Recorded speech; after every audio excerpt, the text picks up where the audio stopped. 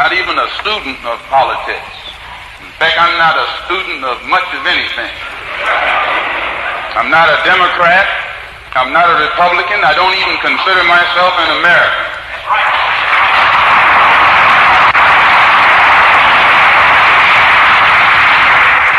If you and I were Americans, there'd be no problem.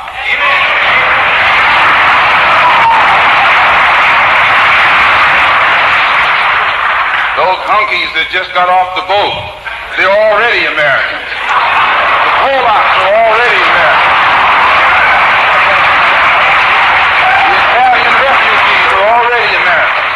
Everything that came out of Europe, everything, every blue-eyed thing is already an American. And as long as you've been over here,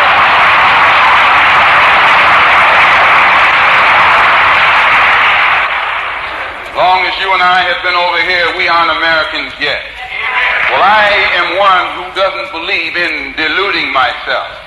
I'm not going to sit at your table and watch you eat with nothing on my plate and call myself a diner.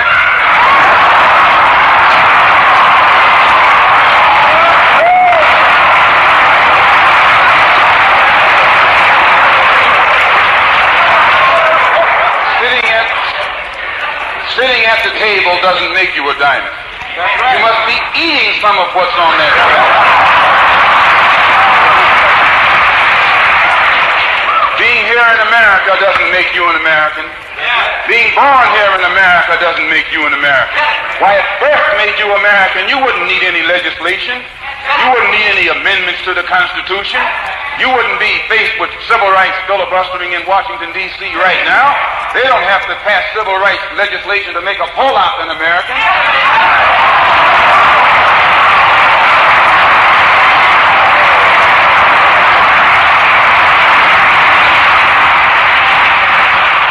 No, I'm not an American. I'm one of the 22 million black people who are the victims of Americanism.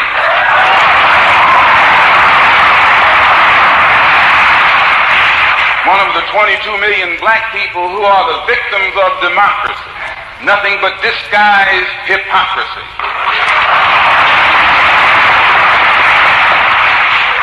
So I'm not standing here speaking to you as an American or a patriot or a flag saluter or a flag waver. No, not I. I'm speaking as a victim of this American system. And I see America through the eyes of a victim. I don't see any American dream. I see an American nightmare.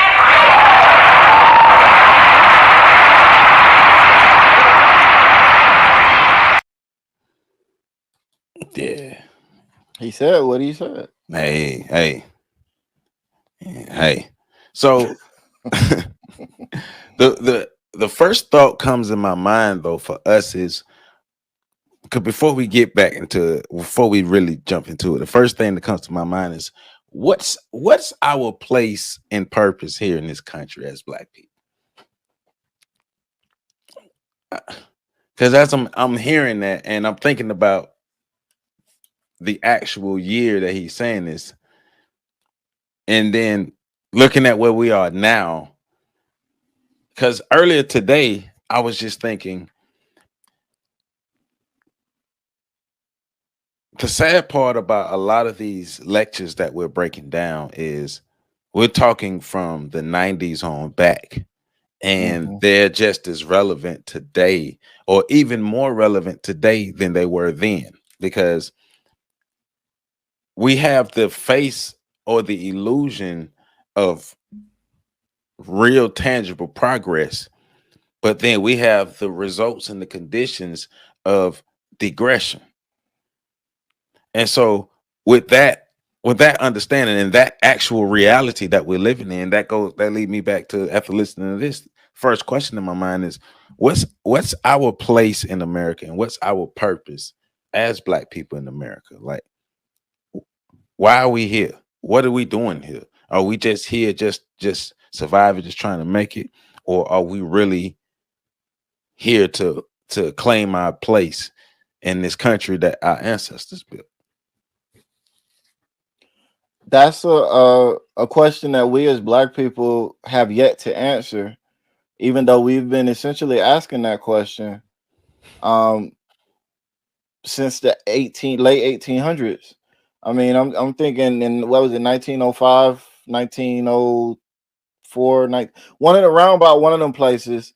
Uh, W.B. Du Bois published a series of 7 lectures, not just from him, but it had Paul Laurence Dunbar in there, a bunch of different prominent African Black scholars, and the name of the publication was The Negro Problem. It's actually Hmm. up on the PAC's Right, website, right, and it was centered around answering that question: what is the purpose of Black people in American society?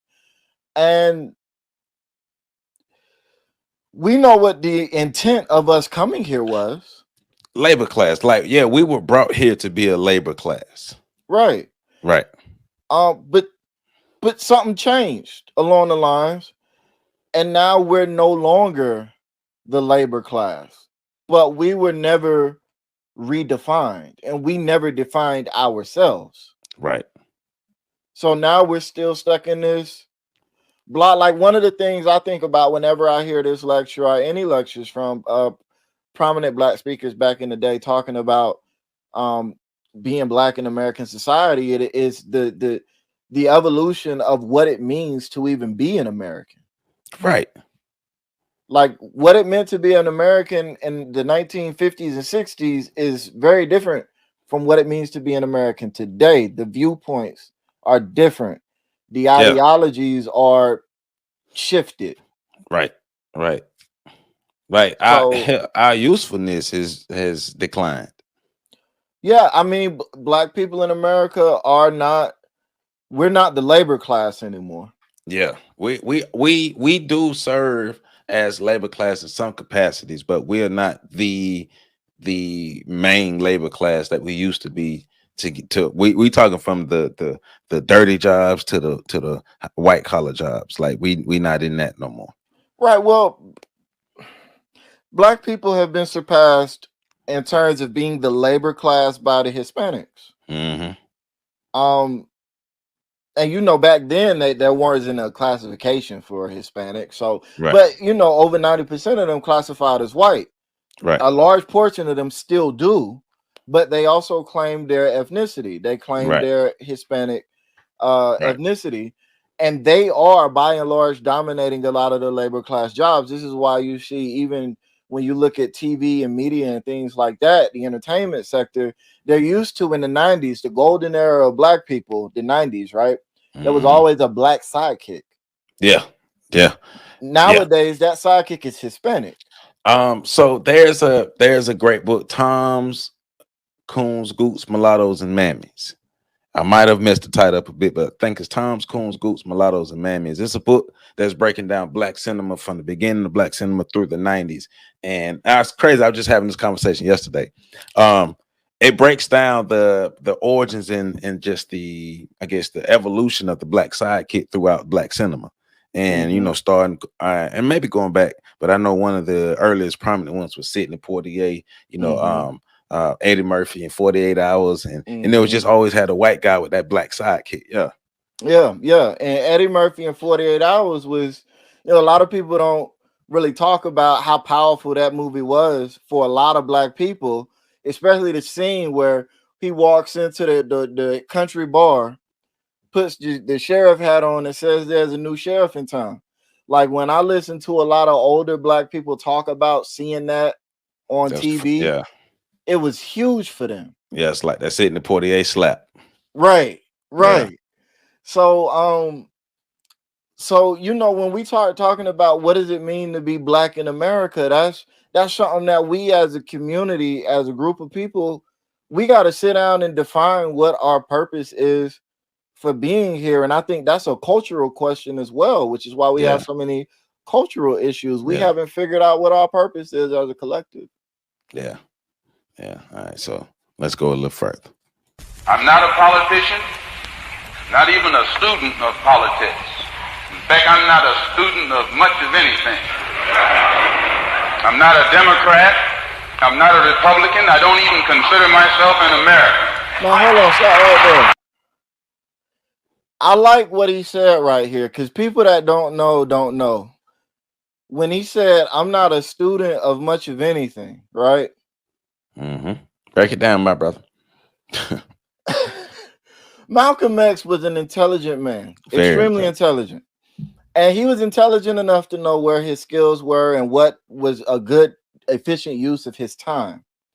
And a lot of people don't seem to realize that Malcolm X had a lot of people doing research and preparing things for him. Yeah. So you could say he was a student of people, or you could say he studied people, he studied the world, this, that, and the third. But the fact that he's saying, I'm not a student, I don't devote my life to studying this. I don't devote my life to studying that. I devote my life to doing this. Hmm. And the part that's not mentioned, but that for me is inferred because I know of the people like the John Henrik Clarks who were Yeah, preparing a that was, lot that of was people who historical was around him. documents. Right. Yeah. Those people were students. Yes. You know what I'm saying? So that Well, speaks to the teamwork aspect as well. yes, yes. But it because it goes to something that we talk about all the time of um letting the experts be experts at what they do. Mm-hmm. So, for example, if let's say I'm a celebrity and I'm a celebrity who has my light switches come on and I'm awakened and I'm woke now, or I'm I'm more conscious of what's going on in my path, right, and around me. But I'm studying more Black history. I want to know more. But let's say I'm a football player.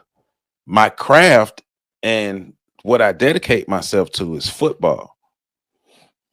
And but that doesn't mean that I can't learn this Black history. But Mm-hmm. I'm not going to be a master teacher because I'm gonna be a football star. So I surround myself with master teachers, and I can be a spotlight or a platform for them and help to get the information out, and even be somebody who can help support them. But I believe in letting the scholars be the scholars, and everybody kind of playing their role on the team, like you saying. Just I don't have to try to be that Black conscious leader because I'm an athlete, because I got this big name, and because I might say a few things that sound cool. Because really, my expertise is into football. That doesn't mean I'm a dumb jock. That just means most of my time and my energy is dedicated to football. But if I have somebody who most of their time and energy is dedicated to actual activism or dedicated to history, then those are the people I need to surround myself with, because when we come together, we could be a powerful entity. Right. Right. And so that's exactly what I'm getting at. To spell it out more directly, even more directly, if you're an activist and you don't have any advocates and any historians in your group, you're not effective. Those are three different roles that do three different things. And for the movement to be effective, You need you all of need all three. You need your advocates who are going to go out and speak and do things and make their voices heard. You need your activists who are going to go out and do things, actually create real changes in behavior and activity. And it. you Yeah. need your historians who are aware of what has happened, what's worked, why it worked, when it stopped working, why it stopped working, that can break all of that stuff down. And nowadays, you even need your psychologist, your sociologist, your anthropologist. You need all of these It's people, and you can't be it all by yourself, which I think is one of the biggest problems we have in the community. Is everybody's trying to be an expert at yeah. everything. Yeah. It's like the like African kings who had councils and African rulers who had councils. And the councils were made up of different people of different disciplines who were masters at their fields and who came together. But also thinking about like the story of Sundiata. And Sundiata had a Jele or a griot. And that person's job was to learn all the history of these people and be able to teach that to the king. But it wasn't the king's job to learn this information though. Right, It was the Jele's job to know this information and have it ready for the king. So right. you got to have your team. But The that don't mean king's the job king is to is make a totally ignorant. decision. Right. Right. You got to be aware enough to know when you getting bad information. Right. Because But you are aware, but you just not the master of that. But right, you have people around.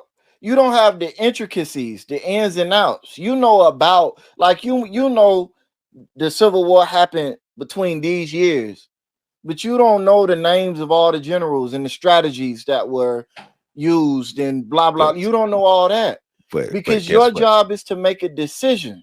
Right, but somebody do. So, Right. right, and you need to have that person around you. If you spend all your time, and this is the thing, right? There's only 24 hours in a day. It's not enough time, and that's where we go back to Black people. We got to understand this aspect of organization. You don't know. You need a bunch of like-minded people in terms of heading to the same goal. But you don't need a bunch of like-minded people in terms of the same strengths and weaknesses. Everybody need to be able to do something different. Bring something different to the table. I'm not a speaker. I'm not a galvanizer. That's not what I do. So I do well when I can crunch numbers, do research, study, and analyze things, and then pass that information on to the people that do galvanize the community and all of these other things. Learn your lane, get comfortable in your lane. If you're not a light worker, be comfortable not being a light worker. The mere fact that this man can sit here and say, I'm not a student, all right? And we know that there were other people in his circle preparing information for him, but they were content. The fact that they were content to not become well known, to not try to cash in on his limelight and his ability to garner followers is what made him as powerful as he was. And not just him. Martin Luther King was the same way. All of them were the same way. Those guys that weren't historians but became well-known figures. Right.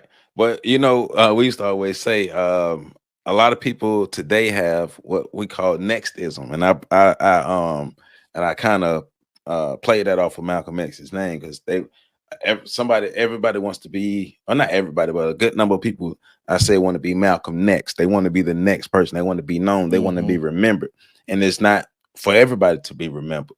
We just need to be making impacts and making change. Just play your lane, but also. He's talking about, I'm not a Democrat, I'm not a Republican, I'm not affiliated with. Look, because it's deeper than these labels, it's deeper than these titles, it's deeper than these organizations, it's deeper than all these. We're all a part of all these organizations, these groups, these political parties, and all these things. But at the end of the day, Black America still ain't doing good. We got all these alliances, all these allegiances. I'm a part of this, I'm a part of that, I'm a part of this, I'm a part of that. But at the end of the day, how is being aligned with all these things truly serving us? Because it hasn't really served us any true practical purpose so far. So how about we get beyond that? Like another speech you said, like leave all your religion at the door, leave all your political affiliations at the door, leave all that stuff at the door, and just come as Black people who won't change. And bring your skill sets. Yeah, we used to call, well, I used to call them Malcolm Newer Jr. Hey, let's go.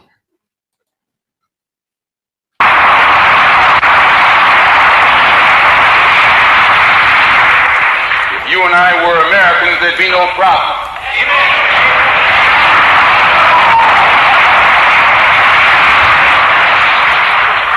Those hunkies that just got off the boat, they're already Americans. The Polacks are already Americans. The Italian refugees are already Americans. Everything that came out of Europe, everything, every blue-eyed thing is already in America. And as long as you've been over here, and you start right there too. Yeah. So what does that mean? You know, that goes back to the idea of the rights and freedoms that are promised to us by the Constitution. Promised to us by the Constitution. Are they really promised to Black people? At the time that he was making the speech, no, they weren't. Are they promised to us nowadays? I mean, you know, it's well, I say this: nothing is promised to us. It's for us to go get it. Right. But so to put that in perspective, though, the former president, President Donald Trump, his dad was German and his mother was Scottish. She was born in Scotland. He was born in Germany. They came over to America at a time where black people had no rights and built an empire that made their son. I mean, Fred Trump, the daddy, was never broke ever in his life, but he came over to America and made an even bigger fortune as an immigrant, as a white immigrant. He brought a woman with him, and the reason why her being Scottish is interesting to me, is because there's a lot of talk about how the Irish and the Scottish people were second-class citizens, and this, that, and the third. They were the white black people, and this, that, and the third. Well, here was one who was married to a German and got to live in the lap of luxury her entire life. Not to say that they didn't have any struggles and hardships, but it wasn't like what black people that were born in America were going through. Right. So, you know, when we start talking about born people being white, that still is something we see today. Again, we go back to the last president administration. They were talking about, because immigration was a big thing during the last administration, right? They were talking about shithole countries. We all knew he meant the black and brown countries. And the crazy part about that was some of them black and brown countries actually agreed with him. But that's a discussion for another day. Yeah. But we also had statements where he spoke directly to asking and trying to implement policy that would bring more white people over and less brown and black people over. These were things that he actually did in some cases and tried to do better in other cases. So that's still something where we see white people being encouraged to come over, and just by virtue of them being white, them being American, we talk about the grants and things that they're able to get fresh off the boat that help them start businesses, get homes. A lot of the visa programs have a lot of built-in incentives that make it real easy for those people to come over and get on their feet. Meanwhile, you got people, black people right here in the community that can't even get an SBA loan to save their life out of a program that's designed to give people like them loans. So